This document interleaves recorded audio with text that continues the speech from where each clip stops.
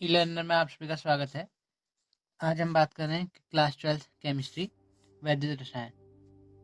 तो इस चैप्टर से बहुत सारे न्यूमेरिकल हैं, कुछ 4-5 न्यूमेरिकल हैं जो बार बार उत्तराखंड बोर्ड में आ रखे हैं, रिवाइज हो रहे हैं न्यूमेरिकल बार बार।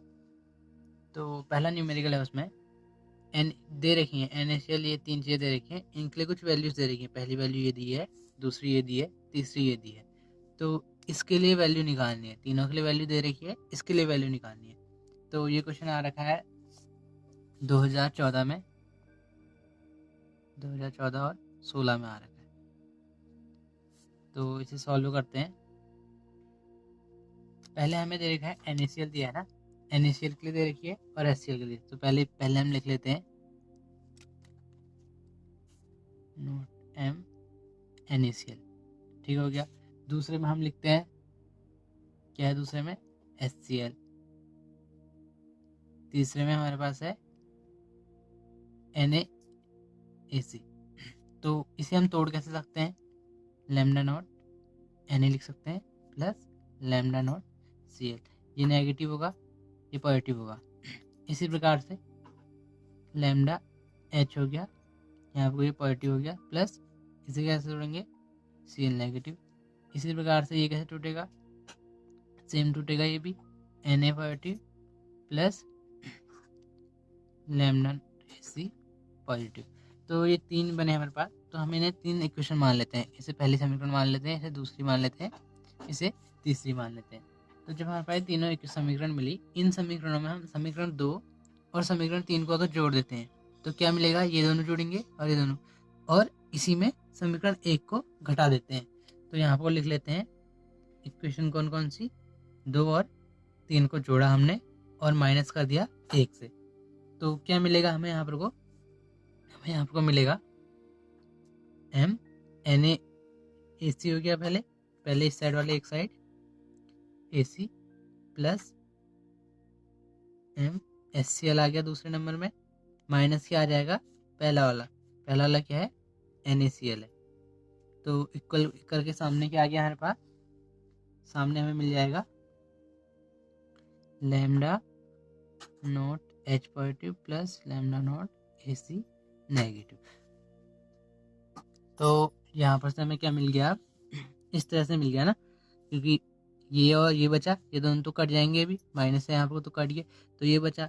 अब इनकी तो हमें वैल्यू दे रखी है, जो वैल्यू दे रखी है हम आपको पुट कर देते हैं वैल्यू। तो क्या क्या है वैल्यू, लिख लेते हैं 91.0 प्लस 42.5.9 माइनस फिर 126.4।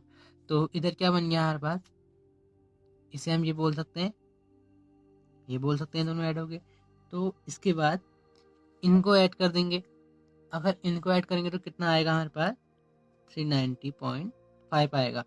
तो यहाँ इधर साइड क्या आ गया, HAC। यही निकालना था हमने, ये M नहीं, तो ये तो निकालना था हमने, क्वेश्चन क्या गया था, इसके लिए वैल्यू निकालनी था। इसके लिए वैल्यू कितनी आ गई हमारी, 390.5 आ गई। तो ये आंसर हो गया। इसी प्रकार अगला क्वेश्चन आ रखा है इसमें, ये कह रहा है HCl NaCl CH3CO Na के लिए लैम्डा एम इनफाइनाइट के मान क्रमशः, पहला मान दिया 426.1, दूसरा दिया 126.5, तीसरा दिया 91.0। तो एसिटिक अम्ल के लिए लैम्डा एम इनफाइनाइट के मान की गणना करनी है। तो ये क्वेश्चन आ रखा है 2016 में, 2016 2014 इस प्रकार से क्वेश्चन आ रखा है, और ये 18 के आसपास भी आया है एक बार। तो इस क्वेश्चन को समझने के लिए पहले इसमें एक चीज़ और जुड़ी है, 2 पार्ट में आया है क्वेश्चन। तो उसमें लिखा है कि नेशनल समीकरण भी लिखनी है। तो हमें पहले नेशनल जो समीकरण है वो पता होनी चाहिए। तो क्या होती है नेशनल समीकरण, वो होती है E equal to E0 minus RT upon NF, यहाँ फिर 1/m(n), ये पॉजिटिव होता है। ये किस बेस से बन रहा है इसकी हम इक्वेशन लिख लेंगे अभी यहाँ पर को, ये हो गया। या इसे क्या बोलते हैं, E0 माइनस 0.0591 अपॉन n, ये लॉग आया यहाँ पर को, 1/m(n) पॉजिटिव हो गया, तो ये जो इक्वेशन बन रही है ये क्या है, 298 पर है, ठीक हो गया। तो ये इक्वेशन हमने बनाई किसके लिए, ये इक्वेशन हमने एक सामान्य इलेक्ट्रोड अभिक्रिया ली उसके लिए बनाई। तो इलेक्ट्रोड अभिक्रिया क्या थी वो यहाँ पर लिख लेते हैं, Mn पॉजिटिव प्लस Ne। तो क्या हो जाएगा, ये चेंज हो गए M, ये बन जाएगा। तो इसके लिए थी। तो अभी क्वेश्चन को सॉल्व करते हैं। ये तो सिर्फ ये था कि क्वेश्चन में एक पार्ट और आ रखा था कि नेशनल अभिक्रिया को समझाइए। तो अभी इसका सॉल्यूशन करते हैं। इसमें क्या क्या दे रखा है हमें, लैम्डा, हमें एक वैल्यू दिया ना लैम्डा एम की, तो लैम्डा पहले क्या कर लेंगे, एम आ जाएगा ना। HCl के लिए क्या दे रखा है, वैसे जैसे हमने पहले क्वेश्चन में करा था वैसे ही तोड़ेंगे तो क्या बन जाएगा, H बन गया H positive plus Cl negative बन गया। ऐसे ही NaCl है दूसरा, NaCl के लिए क्या हो जाएगा, ये हो जाएगा सेम टू सेम NaCl। तो क्या हो जाएगा, लैम्डा Na प्लस Cl हो गया ना। ऐसे तीसरी चीज क्या है, तीसरी ये है, तो तीसरी चीज के लिए हम क्या लिख लेंगे, तीसरी चीज के लिए भी सेम रहेगा, MCH3COO Na। तो इसे तोड़ूंगा तो हमें क्या मिलेगा, यहाँ पर लैम ये मिलेगा Na पॉजिटिव है plus lambda naught CH3CO negative मिलेगा। तो इतना मिल गया। इसके बाद इसमें भी सेम टू सेम करते हैं, पहली और तीसरी समीकरण जोड़ देते हैं, पहली और तीसरी को, और दूसरी को घटा देते हैं। अब एक डाउट हो जाएगा यहाँ पर को कि उस वाले में हमने पहली और किसको जोड़ा था, दूसरी तीसरी को जोड़ा था, यहाँ पर हम पहली और तीसरी को जोड़ रहे हैं। हमने जो चीज़ फाइंड आउट करनी है वो चीज़ कैसे निकलेगी वो चीज़ देखना है हमने यहाँ पर पहले। हमें निकालना क्या है यहाँ पर को, CH3COOH निकालना है, तो इसके साथ ही होगा जो होगा। तो Na हटाना पड़ेगा, CH3COOH निकालने के लिए क्या हटाना पड़ेगा, Na हटाना पड़ेगा। अब Na हटाना पड़ेगा तो Na की जगह क्या लाना पड़ेगा, H लाना पड़ेगा। तो इसे हम इस वाली इक्वेशन में अगर जोड़ दें सेकंड में तो हम ला सकते हैं आपको H, यहाँ H है ही नहीं तो ला नहीं सकते। तो इसलिए हमने इसे और इसे जोड़ दिया और साथ में इससे घटा दिया। इससे क्यों घटाया ये पता चल जाएगा अभी। तो लिख लेते हैं आपको, समीकरण 1 और 3 को जोड़ दिया और घटा क्या दिया, दो जो है उसे घटा दिया। तो समीकरण 1 2 3 सेम रहेंगे, 1 2 3। तो अब इसके बाद क्या करा, सेम वही प्रोसीजर, आई का सेम लिख देना है।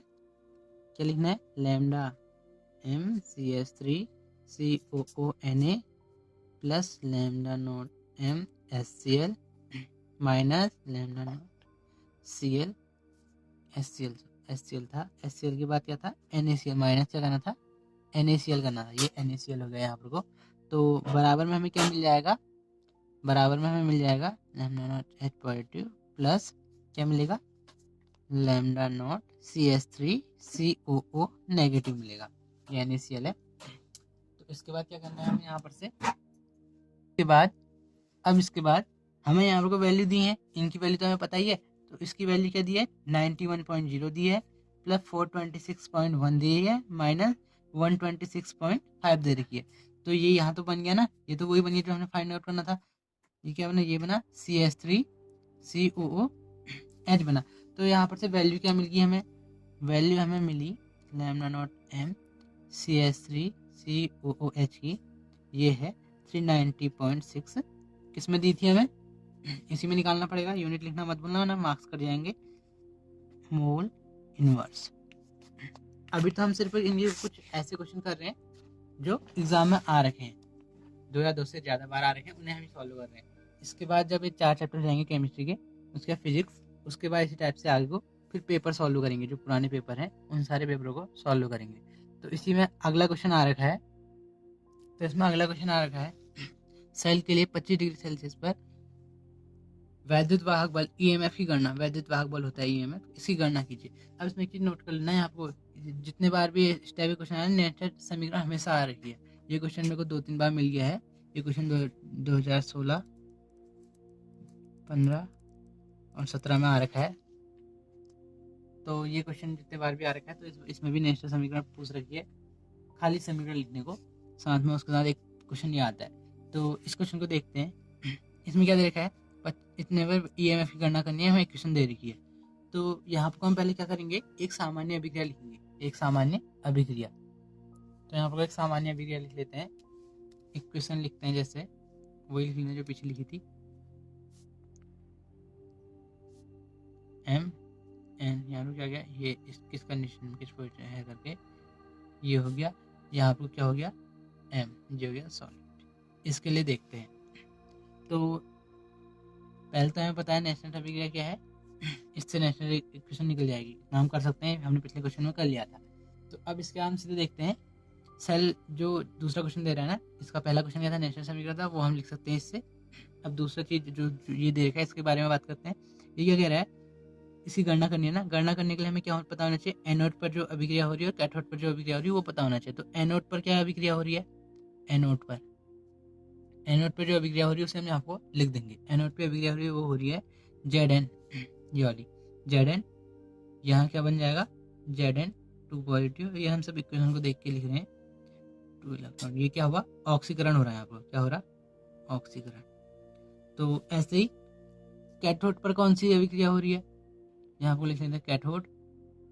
कैथोड पर जो अभिक्रिया हो रही है वो हो रही है 2Ag, ये क्या है, इस कंडीशन में प्लस 2 इलेक्ट्रॉन चेंज हो जा रहा 2Ag, ये क्या है, सॉलिड है। ये कौन सी अभिक्रिया बता सकते हो, ये अभिक्रिया है अपचयन की। अपचयन और ऑक्सीकरण में पिछली क्लास में पढ़ा था। तो यहाँ से सेल अभिक्रिया क्या मिल जाएगी हमें, यहाँ से हमें सेल अभिक्रिया मिल जाएगी। सेल कैसे निकलती है सेल अभिक्रिया, जो सेल अभिक्रिया है, अगर हम इन दोनों इक्वेशन को देखें तो इनमें हमें क्या क्या मिल रहा है, इधर साइड वो चीज़ें और इधर साइड क्या मिल रहा है वो देख सकते हैं। तो यहाँ पर करते हैं, तो हमें इक्वेशन क्या मिल जाएगी, Zn प्लस 2Ag पॉजिटिव। तो ये किस कंडीशन में वो हो गया, तो यहाँ इक्वेशन क्या बनेगी, Zn 2 पॉजिटिव, ये सब हम यहाँ से देख कर रहे हैं पूरा, प्लस 2Ag S। अब सेल की नेचुरल समीकरण क्या होती है वो पता होनी चाहिए हमें, तभी तो हम यहाँ पर को निकाल पाएंगे ईएमएफ की गणना। तो वो होती है E nought cell minus 0.0591 upon n, यहाँ लॉग 10 आता है 10 बेस पे। तो Zn 2 पॉजिटिव, ये एक्वस, और यहाँ पर क्या मिला हमें, यहाँ पर मिला Ag पॉजिटिव, तो ये 2 आ गया, ठीक है।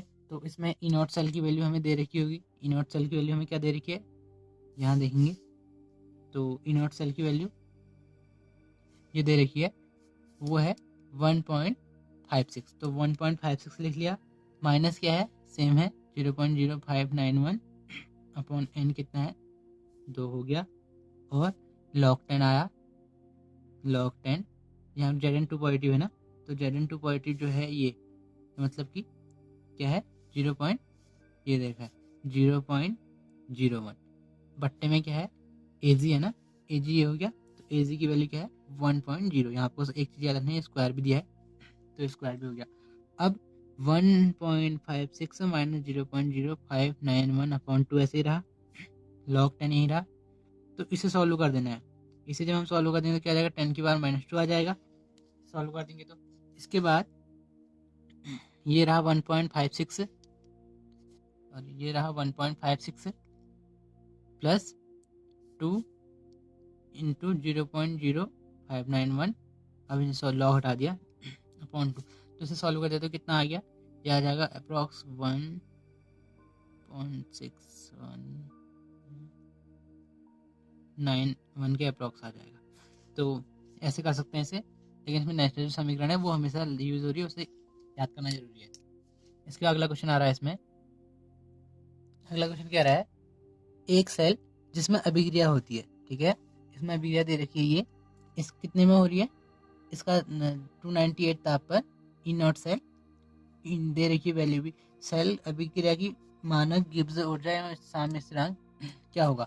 ये क्वेश्चन मोस्ट इम्पोर्टेंट है, 2010 से लगातार चला आ रहा है, 10 फिर 12 14 में और 2009 में भी आ रखा है।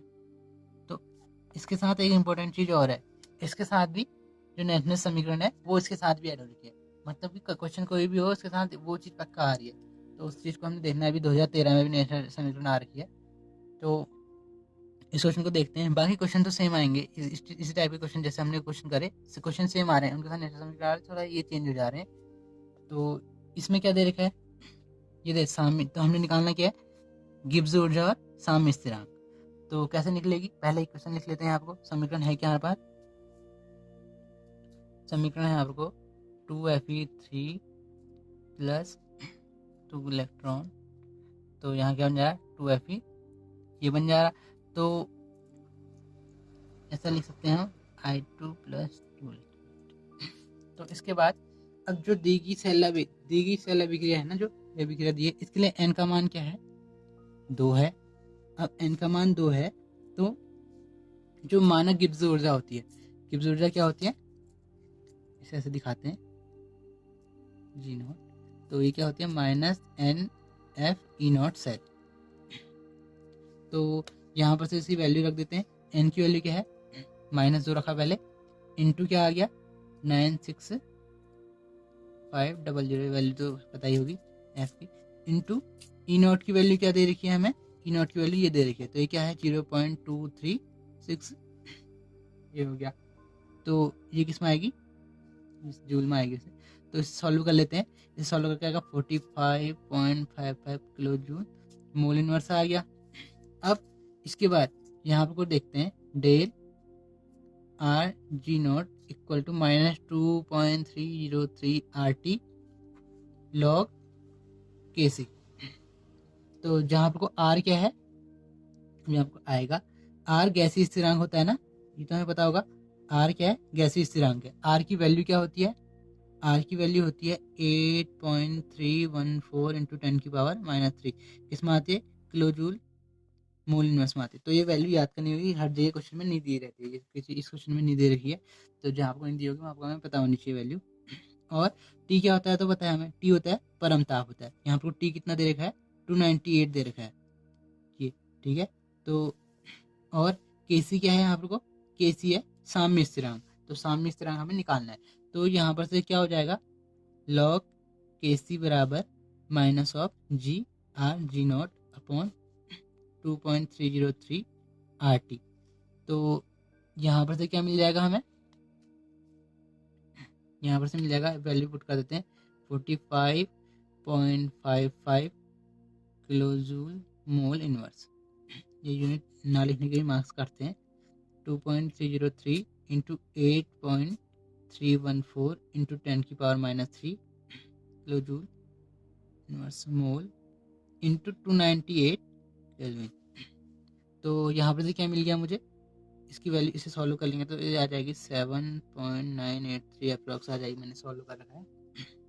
तो यहाँ से केसी क्या मिल जाएगा, केसी बराबर मिल जाएगा, यहाँ से एंटी लॉग में मिलेगा 7.983 आ गया, तो चेंज कर ले तो 9.616 इंटू 10 की पावर 7, तो हमारा आंसर हो गया। अगली वीडियो में हम बात करेंगे रासायनिक बल गति के कुछ न्यूमेरिकल जो आ रहे हैं पिछले, ये सब भी आ रहे थे जो रासायनिक बल गति में भी होंगे, जो पहले पिछले सालों से आ रहे हैं लगातार, उनके बारे में बात करेंगे।